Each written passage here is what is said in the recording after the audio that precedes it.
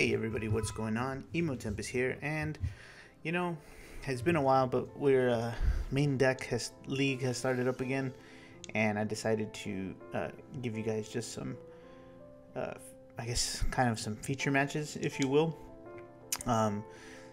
If for those who don't know, there is a Final Fantasy online webcam league hosted by Maindeck. They do like a bunch of games for. They do a bunch of these for a bunch of different games. You know, any card game you name it, they have like a community for it within their Discord and so on or whatever. If you want to know more about it, I won't go too much more, but it's in the description below, and you can check it out for yourself. But anyway, there is Final Fantasy 1 just started up last week, and so I decided to record a match every week and go over my deck choices and just kind of the overall way I feel about playing these decks and stuff like that. So we can go ahead and go into that. This week it was Wool 7 as per the cover page, the thumbnail. So I only recorded my first match because I was it went the distance, but I did try 3 variants of the Wool 7. The one you're seeing in this match is it won. This is before KP's list. This was before the Materia Cup. There was a Masters list in Japan that won. It was really quite interesting. It was a little more all over the place. It didn't play the Sarah FFL. It really had no water in it, if I remember correctly. I will do my best to. I'm pretty sure I have it saved still, but I'll leave it in the description as well for you. I'll leave both versions of the list that I used this week for you. But overall, the deck itself is, I mean, this is mostly too for people who haven't played Wool 7, I guess, or if you're debating whether to pick Wool 7 over another deck. It's just it's really quite I don't want to say unfair, but it does have a lot of it's just a lot of value, right? It's with almost minimal backlash, right? Minimal like forms of punishing. You really have to get ahead of it before it happens, right? So a couple of things I learned from playing this week is just it only gets more value when it creates more complicated scenarios, and Zeromus is the king of that, right?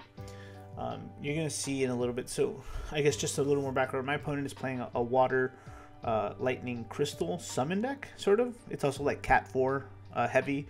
It has the crystal Sesso. It has this Fusoya, which you're seeing right here,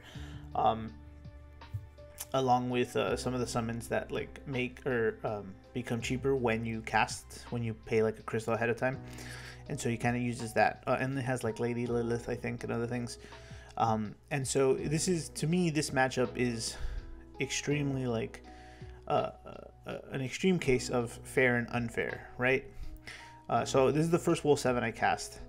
Right off the bat, I have 3 targets, 2 of them which are, you know, pretty solid, but I think, let me see, let me remember what I ended up doing here. Yeah, we end up going with the Mute and the Irvin right away, because the Mute is just going to get me the Sid Randell, I think is what I go for right away, or the Remedy.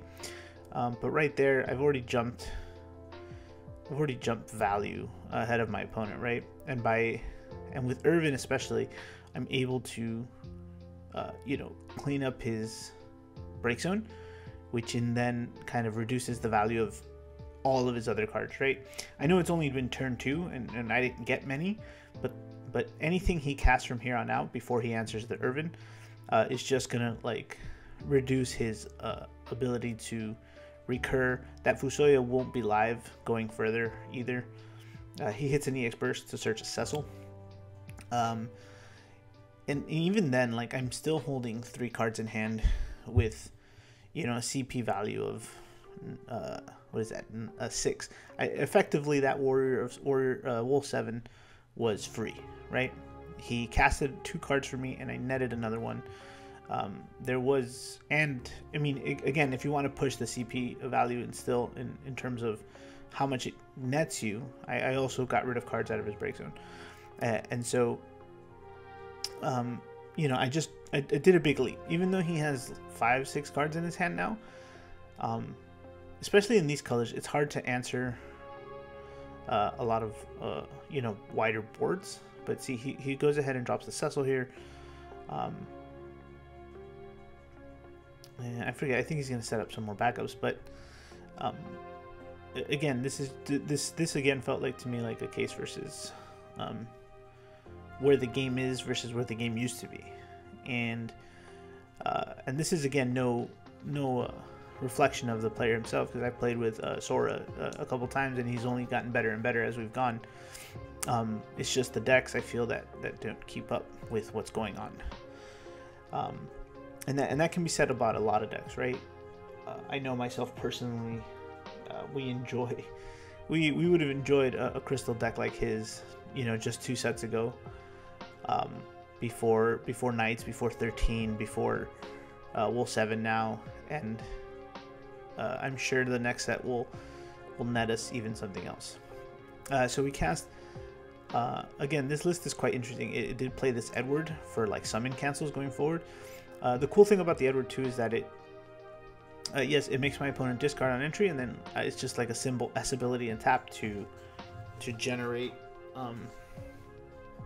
like a summon cancel, like for his special, and so it kind of floats into him a little bit more.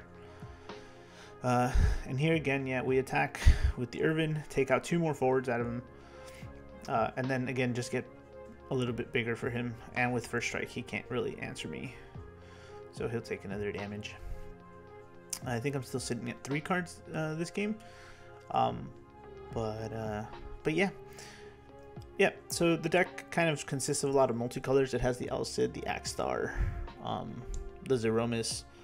I don't even think I have much of it laying around here, because I know this is, I'm already on week 2 while I'm recording this. Oh, it has Salteus, and then a couple. I think that's about it. But it definitely uses that Meath that it says pitch a multicolor to get anything other than a backup, which is very helpful. And here you go. He's just trying to generate crystals for himself, just to kind of keep the value in his favor. But again, that discard also slowed him down, and so he's gonna attack with Lady Lilith to try to put some damage on board. Hits a Gramis, and then attack with the Cecil. I believe he does here as well. Yeah. There isn't many EX bursts in this version, I don't think, other than the mutes, which lets me search.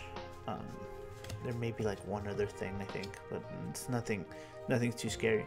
The other thing about this version that I found interesting was it's less,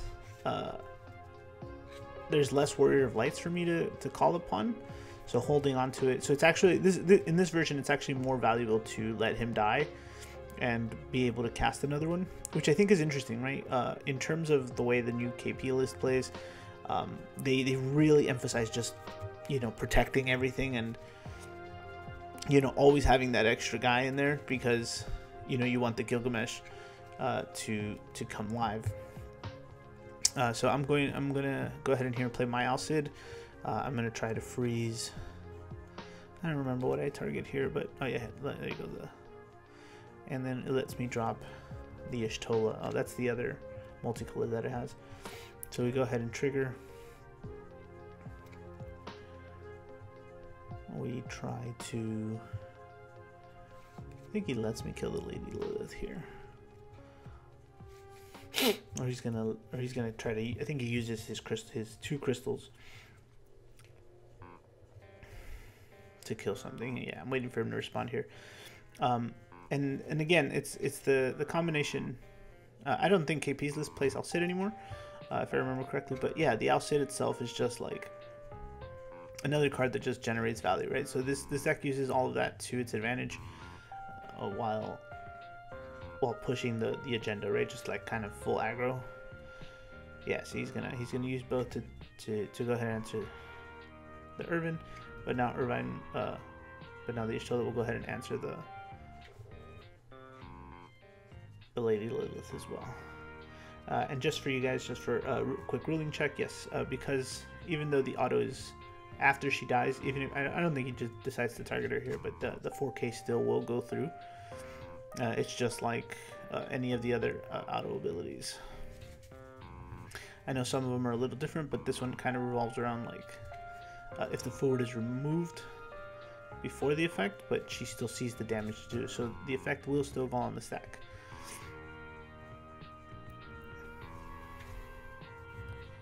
And I think I'll probably add that to the next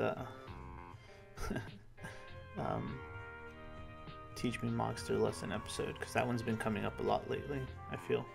But yeah, I think he tries to target Wool 7, and I have to remind him he can't because it has 5 or less. But yeah, he does kill the Y'shtola, and then Y'shtola will finish off the Lady Lilith there. And then Wool 7 will come in. See, even with 2 EX bursts, I'm still in an optimal position here, I believe. I think I'm holding the Edward too. I forget. Oh no, I decided to just play the Remedy in case he decides to search something next turn.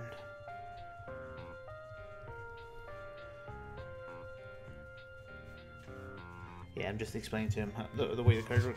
And here's another interesting thing too, right? Again, I don't know if it was...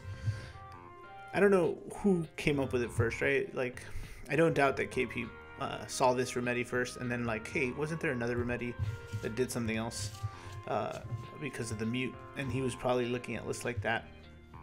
And then the other one just really stood out more. I do have to say that both of them definitely have their... both Remedies have their qualities, I guess, that are very appealing. This one says that when my opponent searches, it discards after immediately. And then when you make them discard due to an effect, you can search Sid Randall. So unfortunately here, I think my Sora is unable to have enough CP to do the tidal wave crash or whatever. And so he decides to opt in for the Man in Black instead, to kind of, you know, facilitate some kind of like a defense better, and hope for next turn, or he can try to tidal wave me.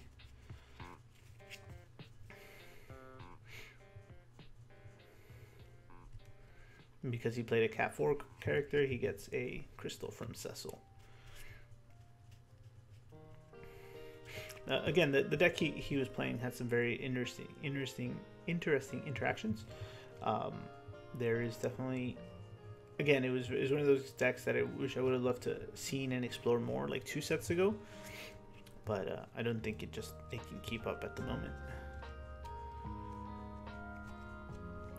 While we let this one finish up, I'm gonna go into my other matches for the week. I ended up playing Mono Water Wool 7 that kind of uses the Sarah FFL along with the new Warrior of Light Water EX Burst that lets us get standard units, and that if you have 4 standard units, you're able to you pump your other forwards by 2k. That one was also a little bit interesting. The strategy definitely changes for the Mono Water version, because there's still that incentive, or it feels like there's still that incentive to go full 5 backups, because you're able to get cards like Ash to pop off, and then what's her name, Lena and Leviathan combo as well, right, as the match goes on, because you're able to filter through so many cards with the Loporrit, Astrologian, the Paladin as well. There's just so many good 3-drop water backups, aside from also just being able to play Sarah FFL, which gets you 2 targets. It really was great to work with, but ultimately I felt like it lacked the quality that these multi-effect, multicolor decks of variants of Wool 7 actually have, right? And that alone is what I think the appeal is, and the true strength of the Wool 7 lies, right? Because it doesn't have a limitation, right? You can choose to just hope to cast all of these cards for free without actually using the colors, right? Obviously, you can still cast. Sometimes you'll have the colors in there that'll still allow you to cast certain ones, right? Like this one specifically is fire, lightning, ice. And so if in any respect I would be able to cast the Axstar, Zeromus, the Ishtola, the Alcid. And again, in the mono water version, it's just like, it doesn't matter, but we still have the same goals as mono water. The Wool 7 actually just pushes the agenda further, right, or faster. And so I don't think, as long as they don't ban the card, I don't think it will change. But the card is only going to get stronger, right, as we get more 3-drops. Now, needless to say, I'm sure the limit breaks are also going to help increase, you know, how we deal with things like this. We all know that limit break is pretty much a kind of like a side deck that you can play on your main during the main game. Considering that it's best of 1, it's more important than it ever has been. I know sometimes it feels like it doesn't do anything for us and it's very limited, but you have to keep in mind that this is our first set with limit break, and that there's only going to be so many more. Every set I expect to have another 2 for each color. I don't know. I'm hoping we get a light one, honestly, because that's going to change a lot of things. But I don't suspect we'll get that right away. I think we might just get more dark limit breaks because they don't want too much. I guess what's the word, like not conflict, but you know, deck building like conundrums or situations where you have Wool 7 out and you can't cast whatever limit break light card you have, unless it has the text where it can be casted while you have another light card, which would be busted on its own. But I really don't think they'll do that. I wish the limit breaks had more, like, more I guess restrictions, right? Like, must have so and so on board, like Cloud must be on board before you cast, or like you know, Tidus must be on board before you cast, or must be on the field before you cast. That would have made it 10 times like more difficult and actually quite interesting. But obviously, ultimately, arguably, it makes it a little bit worse because you'll need to build around those decks and archetypes. I'm not, and I suspect something like that might come up down the road. But the Medine here kind of cost him the game. He should have gotten rid of the Alcid, and he left himself with 1 card in hand and nothing to answer.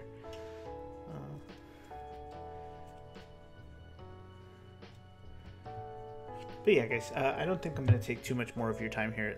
I'm going to keep this one short. We do go the distance. I believe he scoops me up round 2, which I think we can go into since we're still pretty early on here. I'm going to go ahead and jump to that really quick.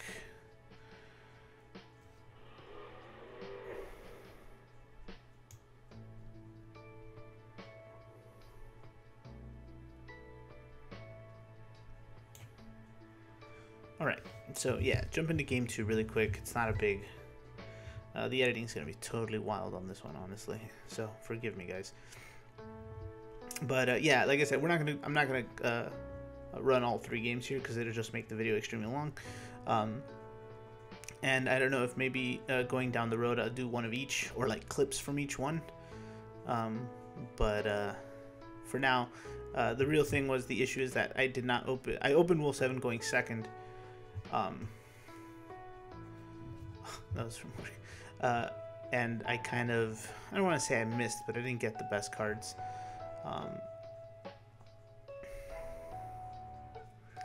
Yeah, I think we hit with the mute, and then we hit with the Grimace here just to go into a discard and a search.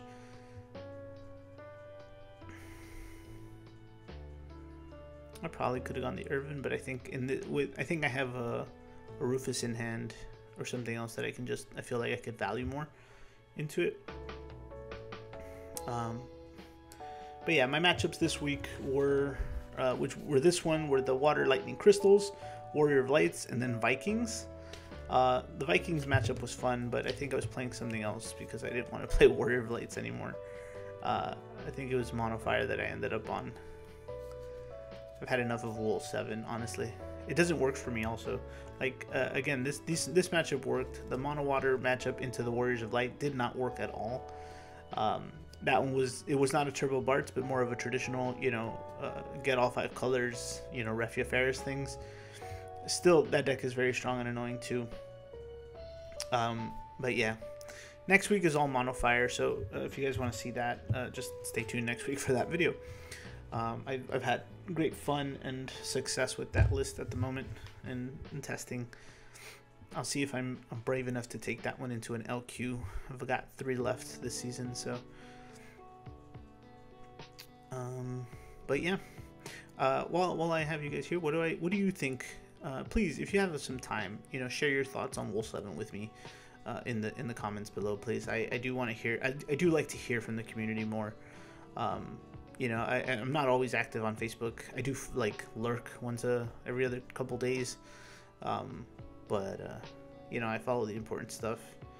But I have so many of you guys here. It'd be great if you guys can tell me your thoughts, right? Like, where do you stand on Wool 7? Are you with them? Are you against them? Or are you trying to, like, somewhere in the middle, right? Like, is it very popular at your locals? Does everyone play it? Is there multiple variants of it? Do you think it could be better? Do you think it should be, banned, limited? If you have any opinions on any of those questions, please feel free to leave them in the comments and we can discuss. I know right now, especially in the main deck series here, there is a lot of controversy with it. Like, a lot of players don't like Wool 7 or Wools in general, to the point where for a while they were asking for casual games with anybody testing anything except those 2 decks. And which I thought was funny. For me personally, it's always I could definitely play with them, but it's mostly like I want to beat them, right? I need to figure out how to stop these decks, and the only conclusion I've come up with so far, and if you've made it this far in the video, this is what you get. You have to if you have a way to cancel the search, right, or to rip it out of their hand, is your best bet.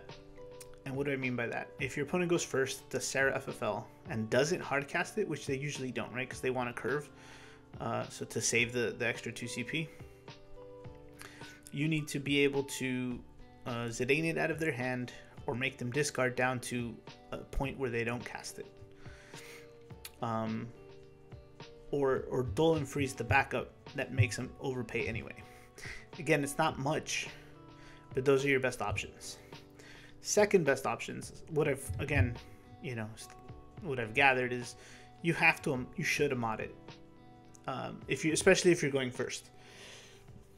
It's tougher if you're going second, because they set up and they still have the backup, and then they get the searches anyway, which means if they can effectively just fuel some of the other cards that they need, and it's tough. But I still find that modding it puts us in a better, or canceling the auto somehow, puts us in a better position to try to deal with the Wool 7. And then after that, if you're able to stabilize, you might need to survive longer, but you have to know when to shift, right? Like, if you're able to clear the board, then set up, and then have to clear them again before you've taken 4 or 5 damage, you have to go that way. Don't just go full aggro, like right back at them. They don't have enough EX burst to do a lot, obviously. Like, there are some, but you can get punished because they do have a lot of haste, and that's why I don't recommend it. Now, that's a general overview for the deck itself. If you're playing KP's list, then you got a lot of problems there, right? You got to worry about the break zone. You got to worry about him casting it. You got to worry about Gilgamesh and Zeromus. Again, the best thing there, once you're in the situation like Sora is here, your best bet is just removal, and then build bodies. Because you gotta be able to, like, survive. Luckily he went first this time, and he was able to create a backup line and not take a lot of damage before he was able to. Again, arguably I could say I started pretty bad as well, but the deck will have these moments, right? Like, yes, it will hit value and it will, like, shine in that space, but it's not unbeatable. Like, And in that sense, so he answered my board with a board of his own, which I think is interesting here. And that's another way to do it too, right? Like they can't, at least in this version, I didn't have ways other than Alcid to like, you know, zoop, remove forwards metaphorically, right? Like just get them out of the way from attacking. I could Rufus and Alcid to duel and freeze one, but yeah, it's not always going to work out that way. Again, it's removal and then regroup, removal and regroup. And I know it's easier said than done, but that's all I got for you. Key cards that could help obviously are you know, Mist Dragons for the break zone, and Amats and the levies to cancel the autos, and then just, you know, your board wipes. I think Shinryu is still very solid for most of these matchups. He's playing Garuda too, which I would have liked it for him to kept. I think he should have kept the Garuda instead of pitching it for that hooded man. He could have answered the Alcid Zeromas, I'm sorry, the Alcid and Rufus in that turn instead, and then just moved on a little bit later. I think Garuda's a strong option as well. You could play Ixion as well. In Ice, you also, what is it? What's the backup called again? The one that lets you, the one we use for soirees. You pretty much call a number, and that forward of any of that forward from that number can't attack. I'm blanking on it right now, but that's the main one. You know, Amina into that. You can find some answers and get in there to kind of just stall a little bit longer. I mean, you won't be able to answer all of them, but you definitely will have, you know, some way to move on. So I think I try to duel and freeze the guy here, but instead oh no, never mind. He tries to do this, but he can't do it on his turn. He thinks he can cast it on his turn, but he doesn't have, like, I think it's only once per turn on his turn or whatever. Yeah, so he'll duel and freeze the hooded man here.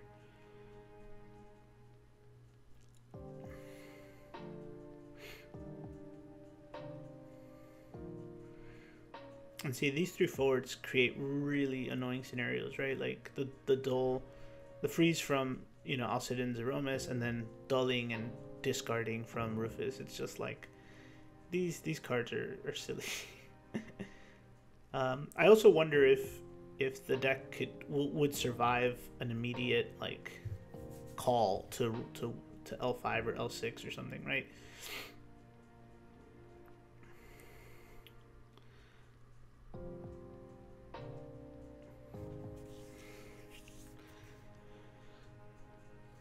Yeah, I don't know. I don't know if that'll be enough, but I know mono ice would probably still be a problem, considering we have Rufus Rugg still running around. But the meta will definitely change a little bit, I think. And I welcome it, honestly. I think we might start playing some L5 or L6 around locals. Hopefully that like drums up some creativity or like inspires people or something. But he does draw the Shinryu here for a tidal wave, and then I believe that's where this game gets away from me. I don't think I'm able to recover after that. Yeah, and then he does Fusoya. He's got summons. He draws. And then he'll pass, and then I think I just draw a pass here also. I got nothing for him. Yeah, and that's what I'm saying. Sometimes, at least in this version, right, I don't have access to get the other wolves right away.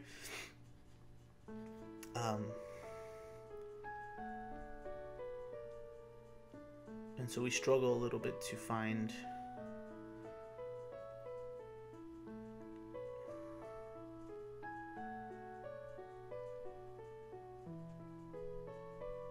answers after we lose our forge or whatever. But anyway, before I keep rambling, yeah, I'll stop talking here, guys. Enjoy the rest of the match. Again, we go the distance in this one. I win it 2-1. game, my second match was against Warrior of Lights. I lost that one 2-0, 0-2 I think, and then Vikings I also won 2-1 against. That puts me 2 wins, 1 loss for the start of the week 1. It's 4 weeks. Whoever has the highest wins wins the prizes. Remember, they do raffles and giveaways and stuff. Again, I'll leave all of the information in the description for Maindeck if you're interested in learning more about it and maybe participating down the road. There's a lot of different players from all over the world. I think we have a lot of Germans, Canadians, and Americans in there, and then some odd ones from other places. I forget where. But yeah, that's it for me. You know, there's only not too much longer, so just sit tight and enjoy the match. And yeah, stay tuned for next week's main deck recap.